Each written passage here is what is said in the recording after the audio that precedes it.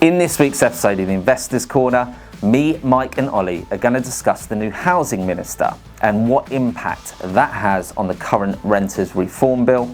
We'll also discuss about inflation rates coming down and what impact that will have on housing and mortgages, if any. We'll also discuss how to find the right investment property using Rightmove and how to find the bargain property out there for you to invest in. We'll also talk about a new investment opportunity in regards to social housing, which seems to be the buzz around social media at the moment, but it might not necessarily be the right investment opportunity for you and does come with its downfalls, so we will discuss that. And we'll also end on what we think about Rishi's changes within government. So make sure you listen into this one and make sure that you subscribe to the Investors Corner podcast. Hey gents, Friday the 17th of November, we're about 5 weeks from Christmas and the government have already given us a new Christmas present, a new housing minister, Lee Rowley. Yeah, you've already started laughing because no one can keep a straight face, frankly. I think that's about the 13th housing minister in the last 10 years, something like that. He comes out of the Department of Levelling Up and whatever it was. Yeah. Is it, Andy, you're the expert on if this renters reform bill is ever going to go through. Is Lee Rowley going to push through the renters reform bill?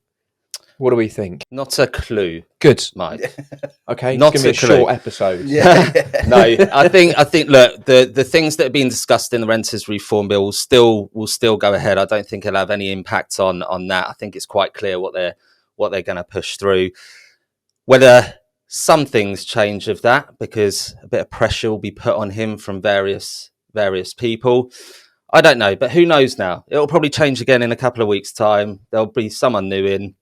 I think Rishi's going for the most middle-aged men that he can get back into Parliament. So we'll see. Recycling ministers, yeah, aren't we? Exactly. From the news. So today's episode, we're joined by Ollie Hawkins, who's an avocado partner for Tadley and Thatcham. So in the room, we've got about 50 years worth of estate agency knowledge. Wow. Through. Shows our age. I know. Yeah, don't, mate. I don't know if it's a positive or a negative, but a lot of big things have been announced this week, along with me sort of giggling through my teeth about another housing minister. Inflation has dropped massively in the last month, so we're down to, Ollie, 4.6%. That's borderline sort of reasonable, normal figures, right? Obviously, the 8s and 10s were okay. The wheels coming off the economy here. Where do we go?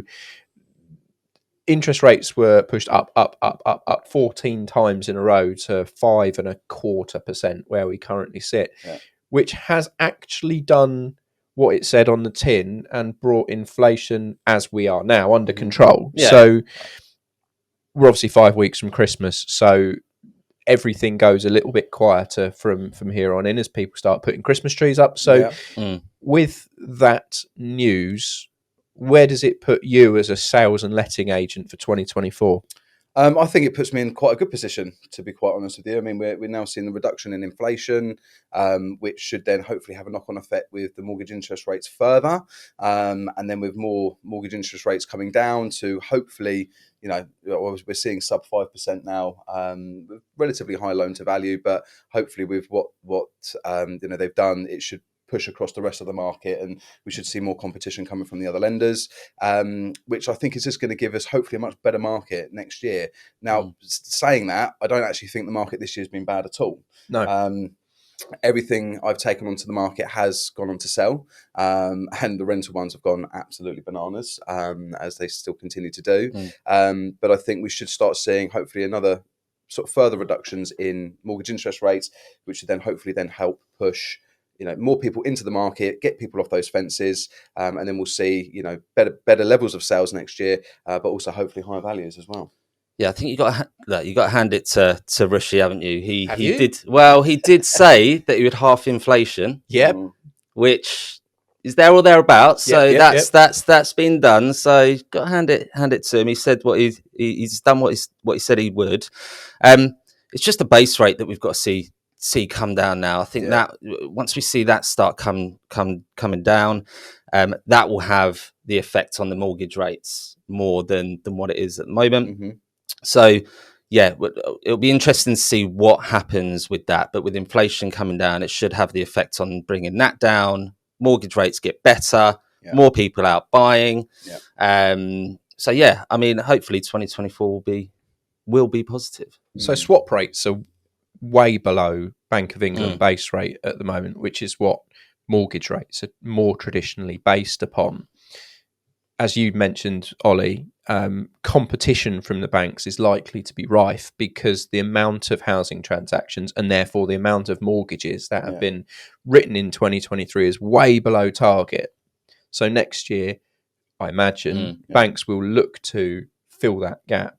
And make some of those numbers back, and the best way to make some of those numbers back is to be the best value in the market. Because frankly, I don't care if I borrow from NatWest or Lloyd's or it's whatever the best deal is. I'm not loyal. But we've started seeing that with HSBC, haven't we? So HSBC have been in the news quite a lot recently with the products that they're offering, the reductions that they're making. You're sort of seeing that with Nationwide now. Sort of offer a better offering on their products, so that's just going to continue to wave through, isn't it? Through other providers. So you will see that competition between them. You'll have better rates, and like I said, hopefully it'll be more positive than what it looks like now, which I'm sure it will be because they'll be in competition. So let's talk sort of high level economics here, because I did three. I might need to step down from this. I did 3 months of an economics degree 20 years ago. This might be your sort of bag. Here's my thoughts on it. Is if inflation is truly at 4.6%, I would say a huge proportion of the workforce, the employed workforce out there, are going to get above inflation pay rises this year. So wages are outstripping inflation. So people in theory, whilst inflation, cost of living crisis, Martin Lewis, etc., Austin tag, hashtag Martin Lewis. Whilst everything's getting more expensive, if inflation is at 4.8%, I imagine most employees are going to be hitting 5 and 10%, particularly obviously public sector staff. Most of those have agreed way over 5% pay rises. So with house prices coming down against an area where inflation's gone up and wages have gone up, we've been staring down the barrel for years of house prices going up faster than wages. If house prices are coming down, wages are going up. We're fueling affordability. Is that going to create, if we get interest rates come down or at least level over the next 12 months, are we going to see another run on demand? I would have thought so, definitely. I mean, it just seems to make sense to me where, if people are effectively earning more and their money's taking them further, then they're going to have more in the kitty to go take that next step, upsize, do what they need to do, fulfill those dreams that a lot of people have put on hold probably over the last sort of 18 to 24 months because of, how the world's looked at the moment. Yeah. If you're in a position to do it, you would do it. Well, you would hope people would do it. Because ultimately, dependent on what their goals are, I suppose, but ultimately your goal is to get the family property that you want or get onto the property ladder when you can. So if people have more money to do that, and obviously the figures work out with the mortgage and they can get a mortgage and that, then why wouldn't people do it? So I think there'll definitely be a fuel there for doing it. Yeah, 100%. And I think we'll probably see a lot more, especially tenants looking to get out of the rental cycle. And, before we started this podcast, we were even having a laugh out there, weren't we, about, some of the rents that we've been agreeing with. I don't know if it was a laugh. It was a wince and more of a deep breath, sharp and take a breath. But just about, how much, people are paying versus the mortgages that we're paying, on their rent. And, that's going to come to a head at some point. It's crazy stuff, just going back to the rents. It's crazy what rental amounts people are paying at the moment. And like I said, if their wages go up and they're in a better position to get the property that they need to get and come out of rented accommodation, that will ease the pressure on the supply of rental properties as well, Yeah. because more of these current tenants can afford to buy a property. Yeah. So we definitely need to see that to help both sides, really, sales Absolutely, and balance it lettings. out. So, Investors Corner podcast, where does that leave someone with cash in the bank who's always had the odd buy to let here and there? Potentially interest rates are sort of at their peak now. Mm-hmm. House prices have dropped. They're likely to drop further through Christmas because they always do. Yeah, Not standard. because of the market, Yeah. but because house prices always go down through November and December. Can't wait for the Daily Mail headlines. Yeah. Charlie Lambden and all this calling for the end of the world when house prices go down in December. They always go down in December. If I'm sat there with a healthy amount of money in the bank, which has made me a decent amount of interest, because if you've got 100k in the bank, it's making you £5,000 a year for doing nothing at the moment, above inflation now, apparently. Which, I mean, that's a weird place to be, isn't it? When is the best time to go and buy a buy-to-let? Because we're saying, well, interest rates, mortgage rates might fall next year, house prices might fall through Christmas. Yeah. I've always been taught to buy towards the end of the drop. Well, there's more deals to do. Right, because it's difficult to pick the exact bottom. Normally, by the time you see the bottom, it's already started rising. Yeah, exactly, yeah, you miss it. When do you buy as an investor? Do you go now? Do you go January? Do you wait? Where are you? As a gambling man, you've got your money on the roulette wheel. When do you go if you're going to go? I mean, I think for me, I think towards the end of the year is always maybe a better time to get more motivated sellers because things do go quieter. So you may find that you get yourself a slightly better deal. But then I think, if you're looking at it as a very long-term investment, whether it's this side of Christmas, next side of Christmas, I think in the long run it doesn't make a huge difference. But to refer back to what you said earlier, I think it's important that investors do start seriously looking now, because as soon as the variables that we've been talking about sort of all align and the market does start to increase, you want to get buying before that point, which, with a crystal ball, could be sometime sort of early mid next year. So I think if you've got the money in the bank, the interest rates aren't going to last forever. So yeah, as you say, you've done pretty well on those percentages. So I'd say, start actually getting out there, doing your homework, and actually start looking to sort of make a meaningful purchase, as soon as possible, really. Yeah, I think so. Towards the end of the year, I always say to investors, now's the time to look, because you might have those sellers that we're coming up to Christmas. Their property might have been on the market for 2, 3, 4 months. They might be panicking a little bit because they've already set their goals for next year. And you get some desperate sellers out there. So if you know where to look and find the right one and how long it's been on the market for, then in December, when people are sort of panicking because their goals haven't been met for that year, you might be able to get a good steal and a good deal out of that. I've got 2 tips that I'm going to throw out. Oh, here we go. The highlight reels. Well, we'll see, won't we? And you guys, I reckon you've got some tips as well from in the industry. I've got first tip: if you buy a house or an apartment for let now, you agree the purchase. You obviously apply for a mortgage. That mortgage application is valid for 6 months. So in 3 months' time, if mortgage rates have gone down, you can get your broker to reapply and get a better rate. So if things do go better through January, February, and the competition kicks in, like Ollie said, it's not as if you've locked that rate for now. You can just trip down and maybe get yourself 0.5% better. My in the industry tip is, if you're looking for a property, or if you're a bit of a right move pervert, like, I don't know, 90% of the population, and this is like a classic, the tips that you get from sort of when you're looking for car insurance, like do it at midnight on a Tuesday or whatever. Monday night, right move. That's the time to look on Rightmove for the right property, because corporate estate agents ring round all their clients on a Monday and say, sorry, we had no interest over the weekend, or sorry, we had 3 viewings and everyone thought it was overpriced, let's reduce. Most reductions happen, this is unfactual by the way, most reductions happen, in my opinion, on a Monday.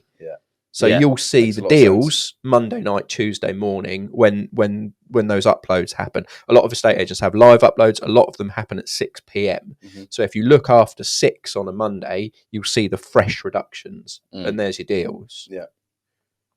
Agreed. Yeah. Agreed. Can't Want say to I know agree my with Yeah, I tip? do. Yeah, yeah. Right. So I've got a tip on how to find a good property that you could potentially get a good deal on. So the way that I do it is get back onto Rightmove. Rightmove's going to be dropped in a lot. I can't believe on we're these. absolutely Hashtag Rightmove. Rightmove, get in A little contact. bit of vomits just starting to I bet Rightmove's sitting there going, happy we're gonna days, put the right? fees up. Yeah. Yeah. So on Rightmove, you look at what I tend to do is have a look in the area that you want to invest in. Okay, so I'll give you an example. We did last week's Investors Corner podcast episode about 3 areas that are up and coming areas to invest in: Peterborough, Preston, and Swindon. Okay, so I went into Peterborough because they're getting £4 billion worth of investment around the town centre, around the train station. So I thought, right, okay, I wonder what properties are currently on the market around that area that you could potentially get a good deal on. So I had a look. I filtered it by the oldest listed, 2-bed to 3-bed terrace properties, because they're the most in demand ones that we want. I'd look at 2-bedroom apartments as well, but we'll do 2 to 3-bedroom terraced houses. Then, like I said, filtered it out by oldest listed. Then what I did is I had a look at ones that were within a quarter of a mile around the train station and around the town centre. Anyway, I probably got about 5 properties that came up that have been on the market for 6 months or more. And then what I do is I look at the sale history. So what did the property get bought for back when it sold last? Anyway, I found 2 there that had been purchased for £140,000 back in 2007. 2007. And the listing price now was £140,000. So within that time, they've made no money. So right now they're going to be desperate to sell. Yeah. I know that £4 billion worth of investment is going into around where that property is, which normally when you find that sort of level of investment goes in, house prices shoot up. Absolutely. Those properties probably rent out for about £1,000 a month. It's not a bad deal, is it? So now you're thinking, right, okay, I need to go and have a look at that property, don't I? Because it's going to be a great investment. Yeah, long and the term. capital appreciation on it, when that investment goes into that town, the house price is going to go up. So that's what I tend to do to try and find bargains: is look at the oldest listed, look at what the property sold for. That will gauge you on how desperate that seller could be to sell that property, because they made no money on it. Yeah. And look at the rental amount that could achieve, look at the yield, and then that's it. Now, people might look at Peterborough and invest in it, but I think you can't be selective in the areas that you invest in now as a buy-to-let investor. No. You know, up there, you're going to get a lot more money. You could probably get 2 buy-to-lets in Peterborough, which is an up-and-coming area, compared to 1 property in the southeast. So it just depends on your goal. But investment-wise, you need to look into areas like that. I'll throw in something on that: is use Google Chrome as your browser. Everyone who works at Avocado knows that. Just get on Google Chrome, for the love of God. There's some amazing plugins that go into property portals which will tell you all kinds of information about the listing history, whether it's fallen through, when it fell through, how much it was for sale for before it was reduced, how much it's been reduced for, which gives you a lot of data and a lot of power as a buyer. When you're making those sorts of, when you're putting that kind of case together, is this a good or a bad investment? Yeah, the plugin that I use is called Property Market Intel. We're plugging a lot of companies. Yeah, in do it. This is absolutely. We'll be in contact regarding sponsorship. But yeah, Property Market Intel, and that will look at the comparables around that area, what the average asking prices have been from properties listed on there, what the average sale prices have been, looking at the land registry side of things. And then you've got all of the data there. So it's everything snapshot there. Great investment. Let's go and have a look at it. You don't have to spend hours and hours and hours digging around Yeah. on whether it's a great investment, because you have everything there. So yeah, Definitely. going back to Mike's point, have a look at the plugins. So I suppose my tip would be, now I speak to a lot of people, whatever type of buyer they are, investment or otherwise, and I tend to refer a lot of people back to Rightmove, to the draw an area search on Rightmove, and I speak to a lot of people and feel that's a really underutilized tool, because again, rather than having to rely on an agency getting you details, or you get a barrage of emails from multiple different agencies, depending on how wide a search you're looking for, etc., you can be really super specific on the Rightmove search area. So you're going to be, the Rightmove are going to drive to you, as soon as the properties reach their website, the type of property you could be looking for. Now, I think where this is really relevant from an investment point of view is that when the really good deals come up, you don't want to rely on the agencies to actually call you about the property, because you could be number 20, number 50 in that list of people that they're going to be calling out to. Utilize that tool so that you get the jump on that particular property. But also in the areas that you are looking for, I think it's really important that you make a friend with a letting agent. Yeah. Because the amount of times I've worked with clients where they've come to me and said, Ollie, I'm seeing this property, I'm thinking of buying it. You're clearly going to be the guy that's going to rent it for me. What do you think? And I've gone, sorry, what rent did they tell you get for this? Oh, for argument's sake, £1,400. No, that's an absolute lie. You're not going to get anywhere near that. But funnily enough, the salesman who wants to sell the house is ultimately going to give you the figures that obviously you're going to make you want to buy it. So finding, a contact in the areas that you're looking for that you can rely on to give you accurate information on the properties. And again, if you are buying in an area that you're not familiar with, and as you referred to earlier, Andy, you can't really pick and choose areas for the best investment these days. You kind of have to just move with wherever they are. So for us, if you ask me anything, if I was to look at an investment in, for argument's sake, Swindon, I know nothing about Swindon. I couldn't tell you road from road. I know about the big shopping centre there. I've been there a few times, but if I, again, being a local agent, people come to me going, oh, I'm thinking of buying this as an investment. What do you think?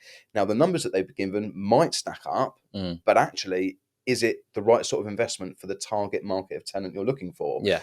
Is it in that, it might look super, super reasonable when it's priced, but could there be a reason for that? And again, it's just utilizing local experienced agents to your advantage, as well as utilizing that Rightmove tool to get a jump on these properties before a lot of other people do. Yeah, it's just having that professional relationship, isn't it? Yeah. Like with anything, if you've got stocks and shares and you're investing in that, you'd have some type of manager that would manage in that you could speak to and have that relationship with. They can keep you up to date with what's going on. Yeah, it's exactly the same in a estate agency for investors. What are the up and coming areas? Or if we have an area that we think is a good investment, if I was an investor, I'd be saying to you, all right, well, tell me more about the area. What's going into that area? Yeah. What's the tenant profile like? What's the age bracket like? Where are the big companies coming in? Are there any Waitrose? Are there any Sainsbury's? Are there any Tesco's going in? What's the housing developments that are going in there? All of those questions being asked. And if it's being asked to us, we'll go, leave it with me. I'll come back to you with a report on why you should invest in this area. Yeah. And I will answer all of the questions you've just asked me. And then you can make a decision at the end of it on whether you think I'm right or whether it's worth investing in. Not many agents do that. No. I've had it before, just property details sent to me. Great investment. Why? Tell me why. Yeah. Well, you want me to go and research it? Yeah. You just sent me a property that you want me to buy and you've given me no research on it. Sod off. Yeah. Yeah, it's just the standard waffle, isn't it? Yeah. Great investment or first time buy. Whereas you're just looking for something to write at the top line of the brochure. I mean, I've got a mixed feeling about your Peterborough, Preston, and wherever else it was podcast. Like you said, you found a property which was 140 in 2007, and it's 140 in 2023, which is 16 years of zero growth. Yeah. Now, I would have more confidence in buying a 3-bed in Bracknell, which has doubled in value since 2007, because they were like 180, 200, and then now 360, 380 for the same house, knowing I can see historical growth Yeah. than I would buying something that's done nothing in 16 years, because I've got a question. Mm-hmm. What's going to stop it doing nothing in the next 16 years? Well, Yeah. Oh, for me, I was going to say, obviously, with Bracknell as the example you used, obviously they had the investment of the lexicon. There's been a lot of investment that's gone into Bracknell, which I think has had a big impact in the property values. I can remember back in 2006 selling my cousin a house in Priestwood in Bracknell. It was 500, and I said to her, look, this at the time was big money for the house, very nice, everything done. But I was like, look, if you buy this from me, I mean, as things were looking at the time, obviously pre-bubble bursting, I was like, look, I'll show you this house, but please know, I don't know if you'll ever make huge amounts of money on top of what you're paying for it right now. And it's like 400 grand now. So, and I think with these Prestons, Swindons, all these local areas which are having the same investment Bracknell's having, that will be the catalyst for those values to increase over time, I'm sure. Yeah, I think that nothing's really happened in Peterborough.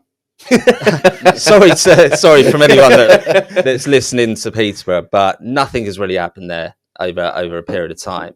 Now, going back to the Bracknell example, as soon as that investment went in, the house prices shot up. Well, it wasn't even when the investment went in; it was just the lead up. It was the pre, it was the lead because up, they know that it's coming. Yeah. That's happening in Peterborough. So I'd put money on it now that property will go up in value.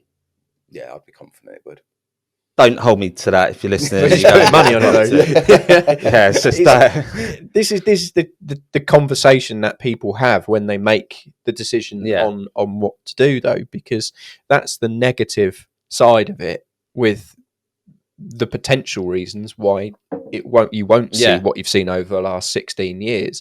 Like you say, that example of selling a 3-bed for 220 something in 2006, I guarantee that bottomed out at about 185, and there was a panic in there, but then it doubled.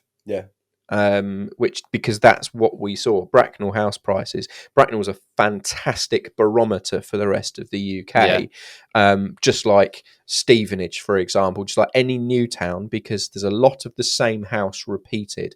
Wherever you have a lot of the same property repeated, whatever's going to happen in the market will happen there 6 months sooner, because you feel the pinch quicker. So Bracknell will go up in price faster and it'll go down in price faster before the market town next door. So I imagine Stevenage will go up and down faster and first before St Albans. Bracknell goes up and down faster and first before Wokingham ever does, because Wokingham's got more equity, more older people, more diverse housing stock.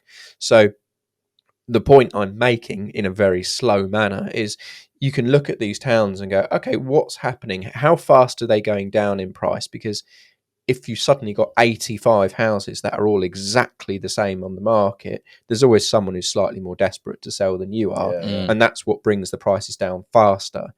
And as we saw with the housing, frankly, bubble going through COVID and stamp duty times, Bracknell absolutely shot up because there was nothing available and everyone was trying to get in.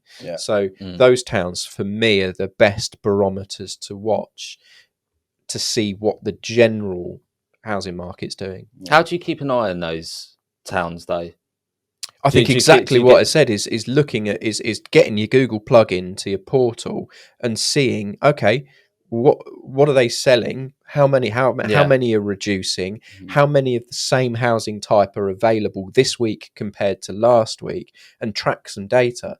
I know that last year there were less houses than are available this year. So the suppliers has opened a little bit, and I know that more houses have reduced this year than reduced last year. So it's more of a balanced buyers and sellers market, whereas last year, frankly, seller could ask anything. We were setting a record price on every house that you sold. No, it makes sense too. But like you said, it's just tracking it, isn't it? Just tracking it, making sure that you're making informed decisions at the correct time, and just biting the bullet and going for it. Investments don't come with guaranteed returns. It depends what type of investor you are. Do you want to play it safe? Do you want to be a bit adventurous and invest more of your money into something with more potential, but more risk? So it all depends on your goal, really. But the bigger risk you take, I think the more it pays off most of the time. Risk and reward, isn't it? Yeah. Sounds like a man who goes to Vegas. Love a bit of Vegas, love a bit of betting, love a bit of cryptocurrency as well. We'll do an episode on that. But high risk they are. Now, I just want to finish off on something. Now, I've been looking on social media, YouTube, Instagram, and the buzz around investing seems to be about social housing at the moment. So I just wanted to touch on that and get your thoughts on, is social housing a better investment opportunity for investors than just normal buy-to-let and renting properties or your normal HMO? Because with social housing, obviously you approach the social housing provider, it's government backed, so it's more safer. They deal with all the maintenance, they're liable for all of the costs and all of that sort of stuff. So for an investor, it's a easier option. That's what they're saying on social media anyway. Now, what do you think about social housing? Do you think it's a better route for investors to go down, or do you think that the standard rental of property, buy-to-let property, is the better option? What's your thoughts on it? I think it's going to split people based on your experience. I don't think it's for the inexperienced landlord. No. Obviously, town by town social housing means a different thing.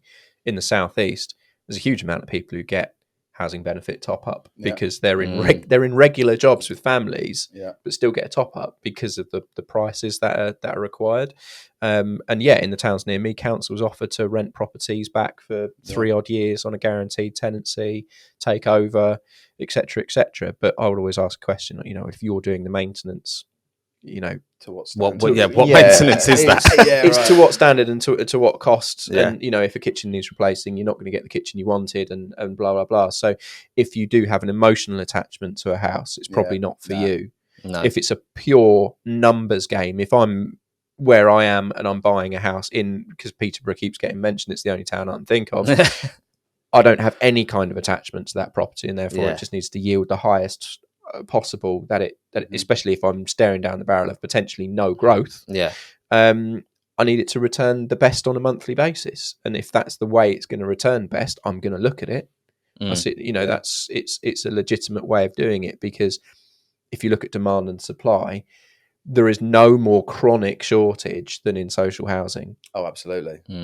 Just with the amount of, not even sort of recently, the last sort of couple of tenancy evictions I've had to work with, and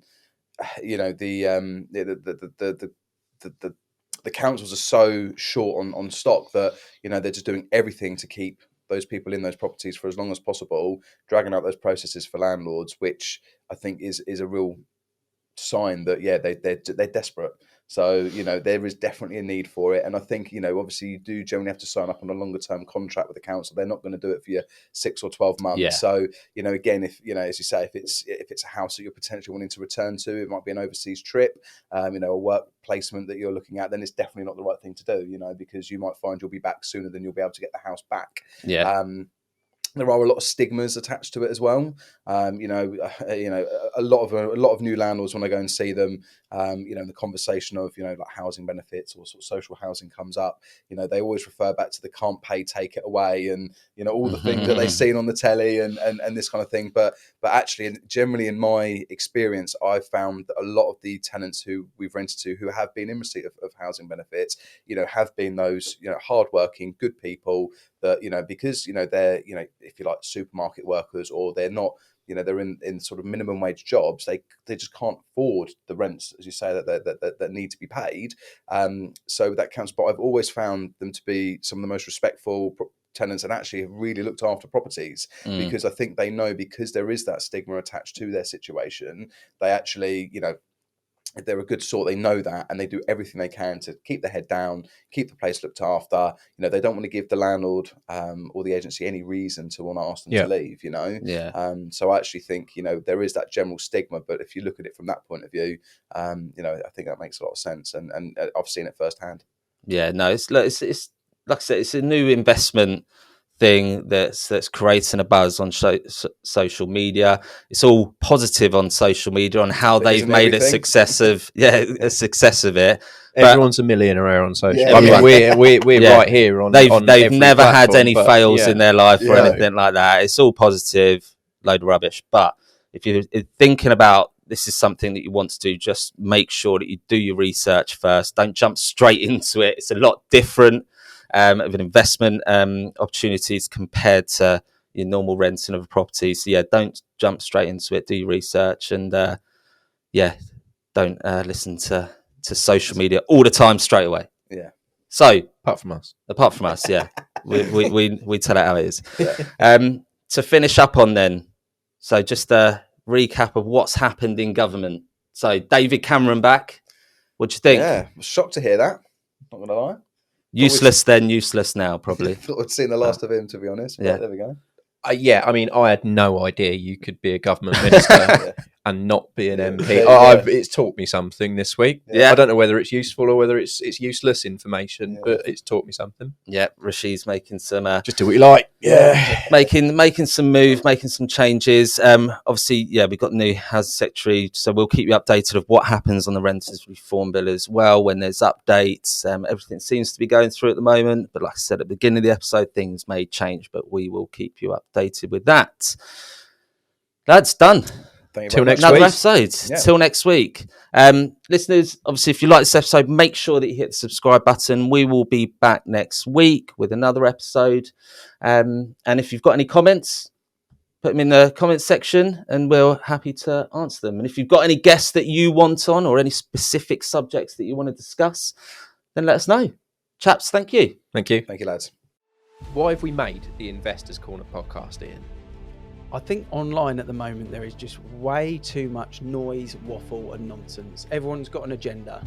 So the goal was to make a podcast for people that want to invest money in property or other areas where there's no waffle, there's no nonsense, there's no agenda. It's opinion led, but it's an honest opinion. And it might not be the right answer, but we're going to share it. So on the podcast, we're going to supply people with access to mortgage brokers, financial advisors, planning experts, development consultants, everything around the property industry and the wider fields. Yeah, so if you're looking at investing in the future, you know that just having an income from your employer or from your business is not enough to give you the life that you want down the line.